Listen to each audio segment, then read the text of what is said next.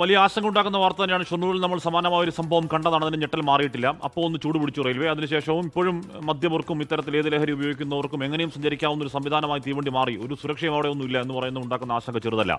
മേഘന അവരോട് കൂടി ചേരുന്നു. മേഘന, ഇന്നലെ വാർത്ത കേട്ടപ്പോൾ കുട്ടി വെന്റിലേറ്ററിലേക്ക് മാറ്റിയെന്നൊക്കെ അറിഞ്ഞപ്പോൾ വലിയ ആശങ്ക ഉണ്ടായിരുന്നു. എന്തായാലും വളരെ പെട്ടെന്ന് ആരോഗ്യം മെച്ചപ്പെടുന്നു എന്നത് ആശ്വാസമാണ് ഈ ഞെട്ടലിനിടയിലും. മേഘന,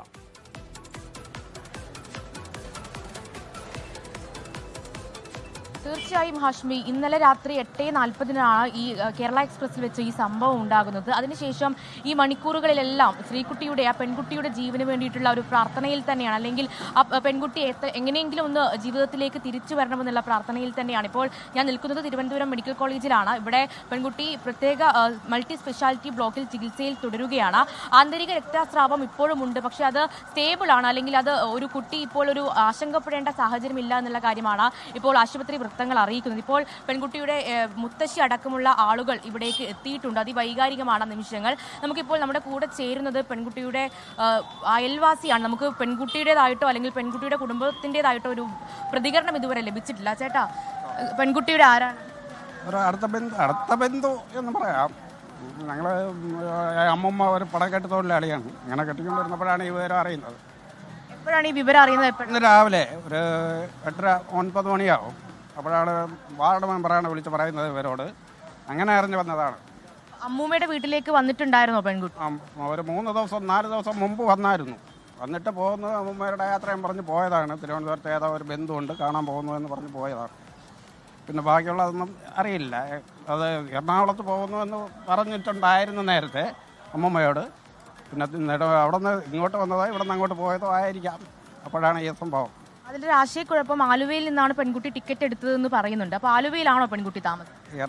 ആലുവ ആയിരിക്കും എടുത്തിട്ടുള്ള. എറണാകുളത്താണ് താമസിച്ചുകൊണ്ടിരുന്നത്. അവിടെ നിന്നാണ് ഈ അമ്മമ്മയെ കാണാൻ വരുന്നത്. പിന്നെ ആലുവയിൽ ഇറങ്ങിയോ എന്നുള്ളത് എനിക്കറിയില്ല. അപ്പോഴാണ് പെൺകുട്ടിയെ ചേട്ടനെ കാണുന്നത്. അമ്മൂമ്മ എന്തെങ്കിലും പറഞ്ഞോ അതിനെപ്പറ്റി? അമ്മമ്മ അതിനെപ്പറ്റി ഇങ്ങനെ വന്ന് പോയടാ എന്ന് പറഞ്ഞതേ ഉള്ളൂ, വേറൊന്നും അറിയില്ല. എന്തായാലും ആശങ്കാജനകമാണല്ലോ, വേദനയാണല്ലോ. അതെ അതെ അതെ. കൂടെ ജോലി ചെയ്യുന്ന ഒരമ്മമ്മയുടെ മകൾ, കൊച്ചുമകൾ. അങ്ങനെ ഒരു പ്രയാസം. ആശുപത്രിയുടെ ഉള്ളിൽ നിങ്ങൾക്ക് എന്തെങ്കിലും വിവരം അറിയുന്നുണ്ടോ? ഒന്നും അറിയാൻ വയ്യ, പറഞ്ഞു വന്നതല്ലേ. അമ്മ വന്നിട്ടുണ്ടോ? കുട്ടിയുടെ അമ്മയും? അമ്മ വന്നില്ല, വല്യമ്മയുണ്ട്. വല്യമ്മയാണ് കൂടെ പോയ ഒരു കൊച്ച്. അത് വല്യമ്മയാണ് ആ കുട്ടിയുടെ. എന്നാൽ ഈ പെൺകുട്ടിയുടെ കൂടെ ഒരു സുഹൃത്ത് കൂടി ഉണ്ടായിരുന്നു, അവരെ കണ്ടിട്ടുണ്ടായിരുന്നോ? ഞാൻ കണ്ടിട്ടില്ല. എന്തായാലും വേദനയാണല്ലോ. അതെ അതെ ഹാഷ്മി, അങ്ങനെ തന്നെയാണ്. പെൺകുട്ടിയുടെ കുടുംബത്തിൻ്റെതായിട്ടുള്ള ആദ്യ പ്രതികരണമാണ് ഇപ്പോൾ നമുക്ക് ലഭ്യമാകുന്നത്. അതിൽ പ്രധാനമായും പെൺകുട്ടിയുടെ അയൽവാസി പറയുന്നത്, ഇതിൽ കഴിഞ്ഞ ദിവസങ്ങളിൽ ഈ മുത്തശ്ശിയുടെ വീട്ടിൽ നമ്മൾ നേരത്തെ തന്നെ കൊടുത്ത മുത്തശ്ശിയുടെ വീട്ടിൽ ഈ പെൺകുട്ടി വന്നിട്ടുണ്ടായിരുന്നു എന്നുള്ളതാണ്. അതിനുശേഷം ആലുവയിലേക്ക് തിരിച്ചു പോയതാണ്.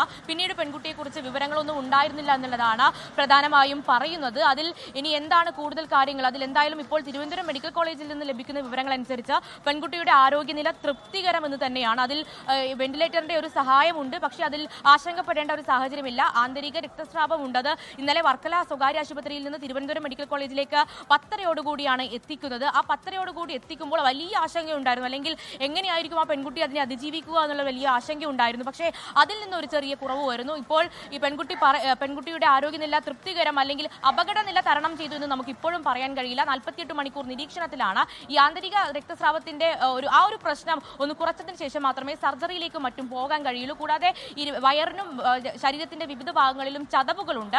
അങ്ങനെ കൂടാതെ ഇതിൽ പ്രതിരോധിക്കാൻ പെൺകുട്ടിക്ക് കഴിഞ്ഞിട്ടുണ്ടായിരുന്നില്ല. ഇതിൽ സാക്ഷിമൊഴി പറയുന്നത് പോലെ തന്നെ പുറകിൽ നിന്ന് ചവിട്ടി താഴെ ഇടുകയായിരുന്നു. അതുകൊണ്ട് യാതൊരു വിധത്തിലും തടയാനോ പ്രതിരോധിക്കാനോ കഴിഞ്ഞിട്ടുണ്ടായിരുന്നില്ല. പ്രതിരോധിക്കാൻ കഴിയില്ല. അതിന് ആൺകുട്ടിയൊന്നും പെൺകുട്ടിയൊന്നും വ്യത്യാസമില്ല. നമ്മൾ തീവണ്ടിയുടെ വാതിലിനടുത്ത് നിൽക്കുമ്പോൾ ഒരാൾ ഒന്ന് ചവിട്ടിയാൽ പുറത്തേക്ക് തെറിച്ചു പോയി വീഴുക അല്ലാതെ മറ്റൊരു ഓപ്ഷൻ അവിടെ ഇല്ല.